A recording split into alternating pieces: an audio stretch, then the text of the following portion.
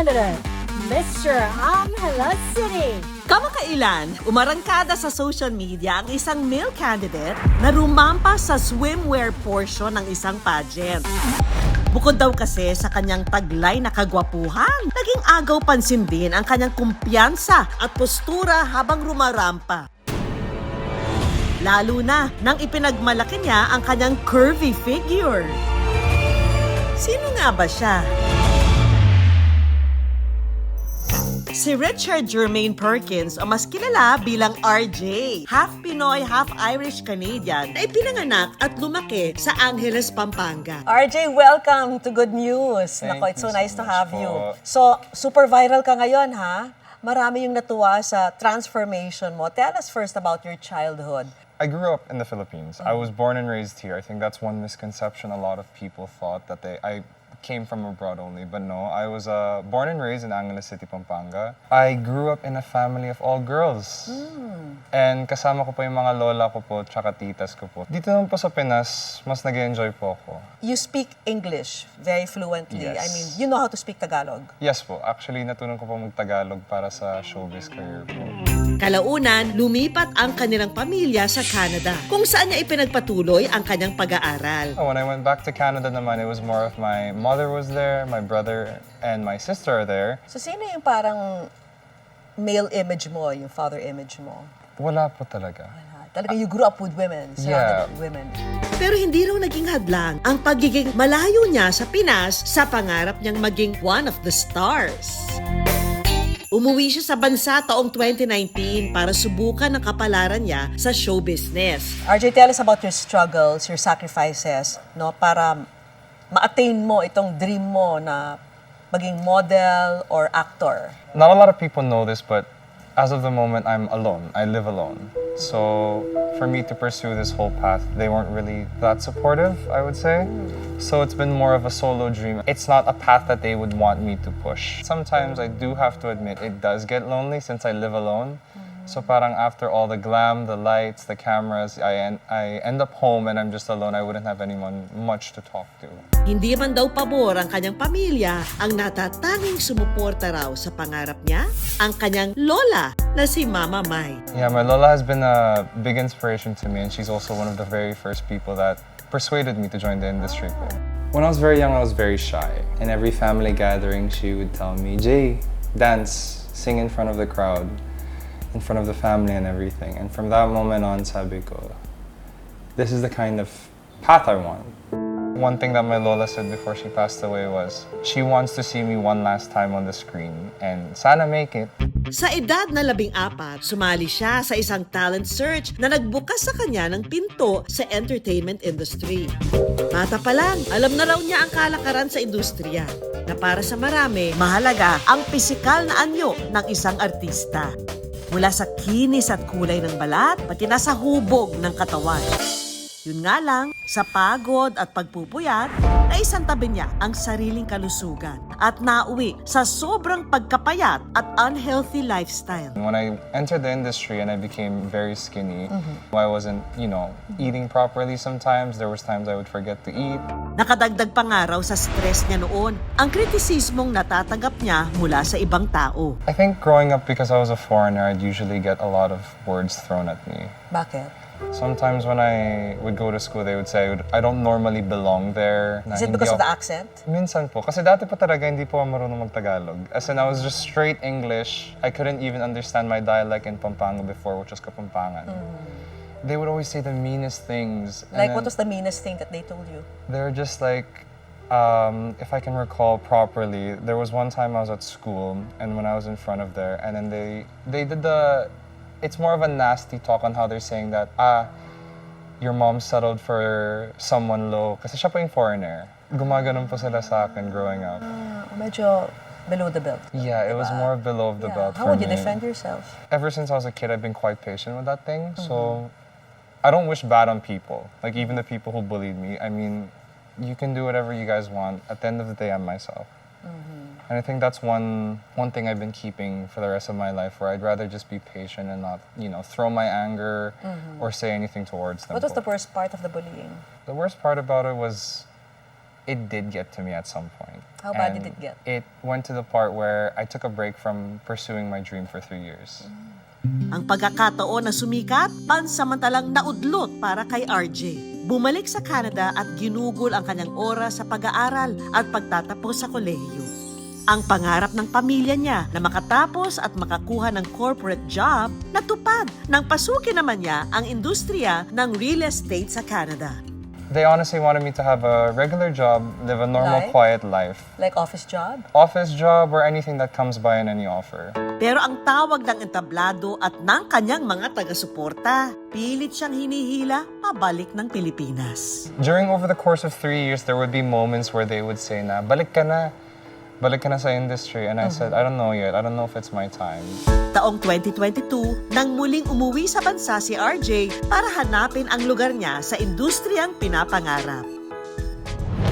At dito na nga siya nagpasyang pumasok naman sa mundo ng pageantry. A very dear friend of mine reached out and said, hey, Mr. Pampanga's around the corner. You want to go for it? Yeah, I sabi ko, okay, I'll take it. After that, I was the very first candidate that got released, and my friend called me right away, screaming over the cell phone, saying he's so happy that I finally went back. So growing up with women, what effect did this have on you? Was that good or I would say it's good. I mean, half of my friends are mostly girls po. And I think now that I entered the pageantries where I actually was able to build a brotherhood with among the other candidates, it became more, I knew how to talk to people or direct things in that way. So nagtampo yung family mo? When you- Medyo po. It was more of nagtampo na sila ngayon kasi bumalik ako agad. But I did tell them already prior to that I really did want to pursue it. O, kamusta sila ngayon sa'yo? They haven't, Naka-move on na ba? Or medyo not may really. tampo pa rin? Medyo may tampo pa rin po. Ah. But it's all good. I think one thing I should say is living alone and everything and wanting to pursue the dream, it's for myself. What do you want to tell your family members na medyo may tampo sa'yo? I hope na hindi na po kayo nagtatampo. I'm doing well. Everything's been going fine. And I'm pursuing the little me's dream right now. Dito na nagsimula ang kanyang karera sa Mr. Pampanga 2026. At sa gitna ng kanyang pagbabalik, muli siyang sinubukan ng panahon. The day before the Grand Sashing, that's the day that we were going to be announced for our municipalities in Mr. Pampanga. I was on a motorcycle riding on, and then I turned to the right. As soon as we turned to the right, there was a car that swerved right at us. He collided with us, and we ended up falling, me and the driver. But your head was fine? My head was fine and everything. It was more of I was able to stand up right away. I just got worried because during that time, the only thing I was thinking about was, oh no, I might not make it to the Grand Sashing. So as I was waiting at the terminal already, despite the accident, sabi ko, hindi ko na kaya, parang ang sakit na pa ako sobra. And I saw it started swelling up and everything. And then what happened was, I told the organization that, hey, I can't go because I'm injured. I was like, I can't really walk at all. And then by that, they said, it's okay. And then they're gonna try to explain it on the media and everything. Ang sanay pagrampa na uwi sa hindi inaasahang pinsala ng kanyang kaliwang paa. So what happened to you? How bad was it? I sprained my left foot in the process, and I had a little bit of cuts, and there's even like a sugat here that remained from the glass and everything. It was like a whole 1 week recovery of me doing ice therapy. I got a steroid shot on my foot so that it would heal faster and the swelling would reduce. Muli niyang naramdaman ang takot na mawala ang oportunidad na ito nang tumawag ang management at ipinahatid sa kanya na posibleng palitan siya ng ibang kandidato dahil sa kanyang injury. Kaya kahit mahirap, pinilit niyang gumaling at makalakad agad. Pero hindi niya inaasahan na sa kanyang pagpapagaling, ang magiging kapalit ang biglang pagdagdag ng timbang dahil sa ginamit na steroids sa kanyang gamot. In that process, it made me bloat more. It made me add more water weight than I was supposed to po. In a span of what? In that 1 week 1 po. week? Yes po. Like how much weight did you gain? You went from what weight to what? I was 67 kilograms before, so I do have to admit, I think I was very underweight back then. Yes. And then I For shot your height, up, medyo ano yun, mababa and yun. over the course of 3 years, I bulked up to 180. Ooh, almost triple. Yes. Dahil dito, napadalas din ang pagbisita niya sa gym. So anong goal mo ngayon? Right now, my goal is to hopefully cut down to a leaner physique in the sense where I'm more fuller with muscles. I'm not gonna go back to being skinny, but I want to have more muscles, more into the hunk kind of type po.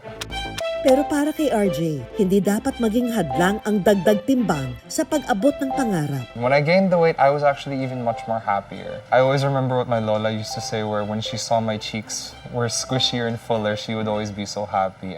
Kaya naman itong Abril, si RJ, First candidate, Mr. Angela City.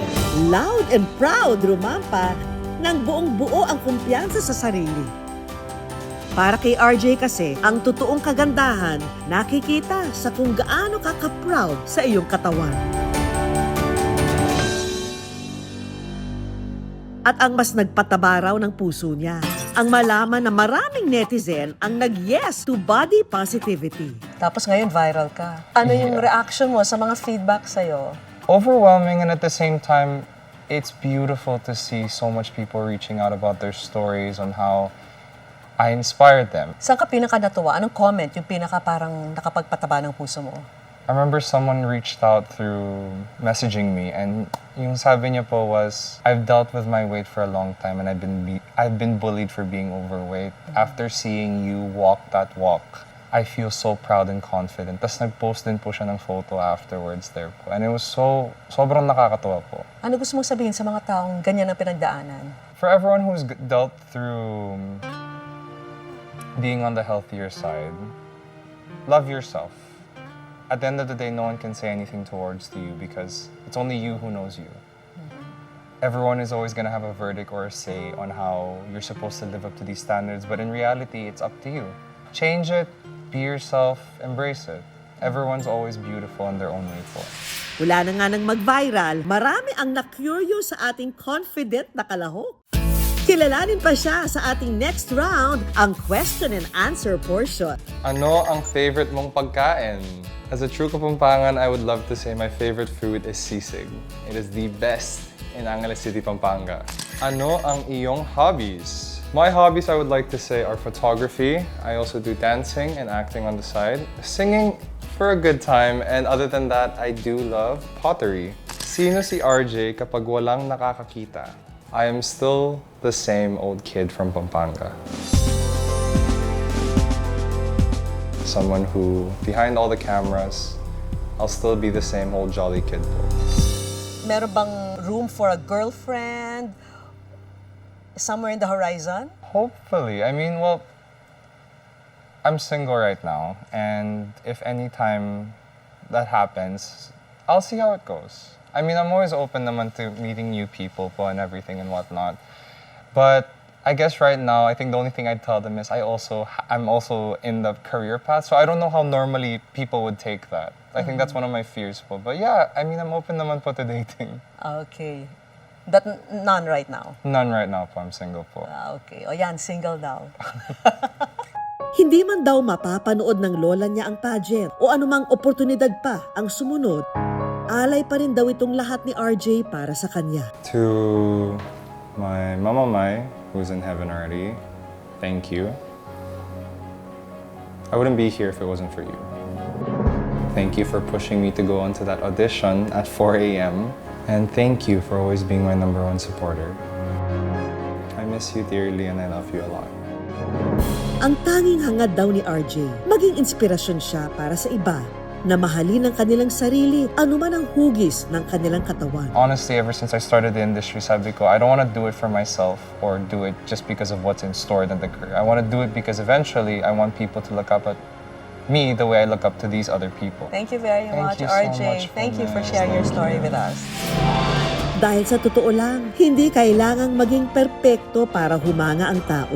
First candidate, Mr. Angela City. Kailangan mo lang ng lakas ng loob na ipakita kung sino ka at doon mas nakikita ang tunay na ganda.